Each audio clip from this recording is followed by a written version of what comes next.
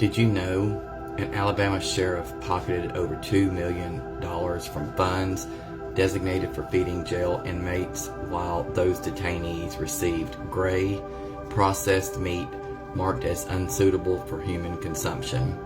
It was reported by Connor Sheets in February of 2018 that an 80-year-old pre-World War II state law allowed sheriffs to keep unused funds intended for feeding inmates in county jails. According to this law, if food expenditures were below budget, the sheriff could keep the difference. It's important to note that the state was not exactly generous in its allocations, providing sheriffs with only $1.75 per day per prisoner for food. Some might wonder why this issue matters, given that these individuals are inmates. First, it is essential to remember that these inmates are still human beings. Additionally, not all detainees in county jails have been convicted of a crime. In fact, many are still awaiting trial or remain innocent until proven guilty. Even in cases where an inmate has been convicted, there may be various perspectives on the situation, and we should not have the authority to judge or treat them cruelly.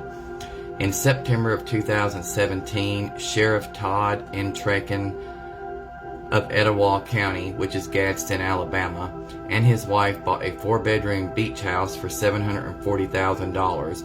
At that time, Entrekin's reported annual salary was $93,178.80, according to public salary records.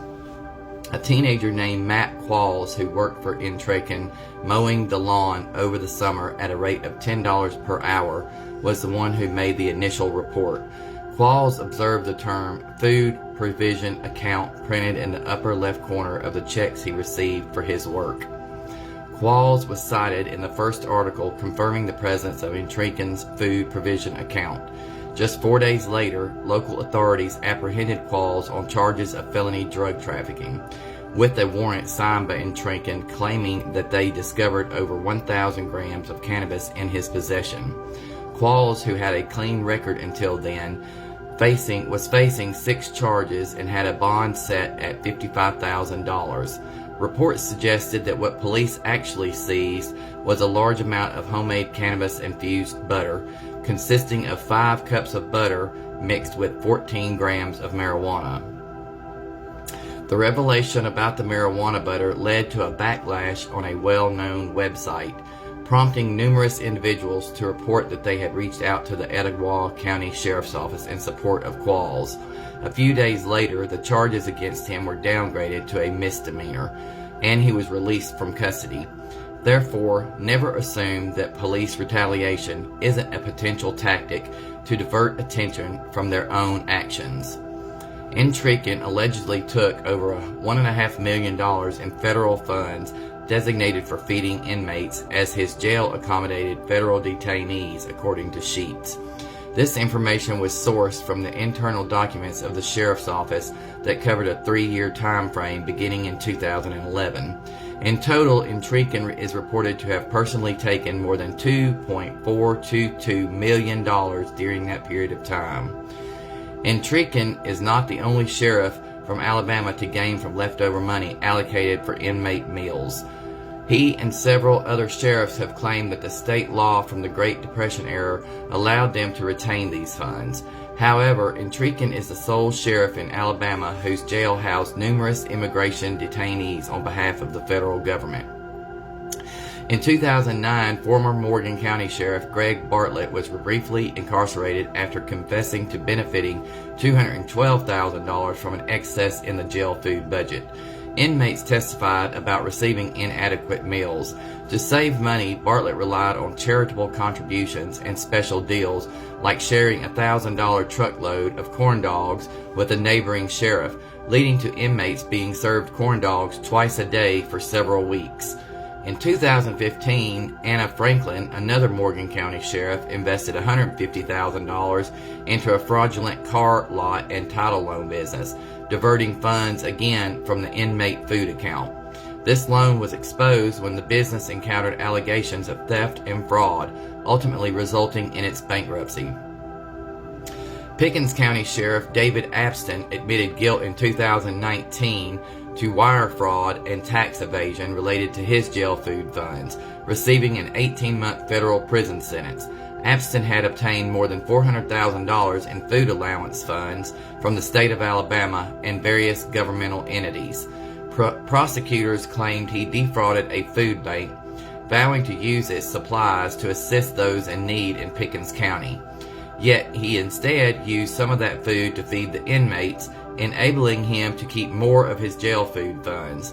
He was finally ordered to reimburse the food bank $86,335.57. Having served as a law enforcement officer for 41 years and as sheriff for 32 years, Abston's actions were a significant breach of trust.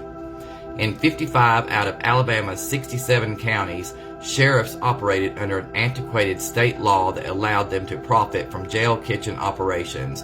Two advocacy organizations requested access to documents that could have shown how much money intended for jail food was actually converted into personal gain. However, these organizations stated that 49 sheriffs refused to reveal how the funds were utilized. What are your thoughts on this? It's likely that all 49 of them were involved in similar wrongdoing.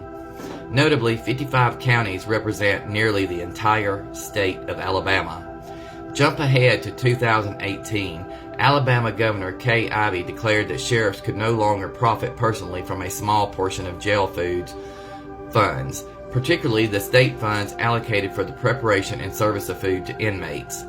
Yet, in 2020, two sheriffs in Alabama regained the ability to reallocate jail food funds. This gives them an incentive to provide inadequate meals to those in their custody if they realize that any leftover funds could be spent on new equipment or firearms, cautioned an advocate from Alabama. As a result of the amendment, Etowah County Sheriff Jonathan Horton, who took over, surprisingly enough, from Todd Entricken, and Marshall County Sheriff Phil Sims from Guntersville, Alabama, are now permitted to allocate any remaining funds from the designated food budget for law enforcement initiatives, including the purchase of new equipment or hiring additional staff. Both sheriffs remain in their current roles in their counties. Not everyone involved in a judicial system or law enforcement conducts themselves with integrity. If you believe that's not the case, you might just be quite naive.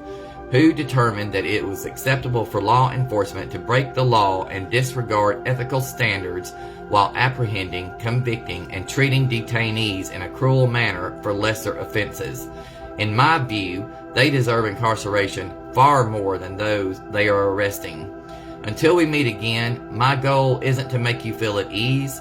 I aim to present the truth, inspire critical thinking, and challenge your preconceived notions.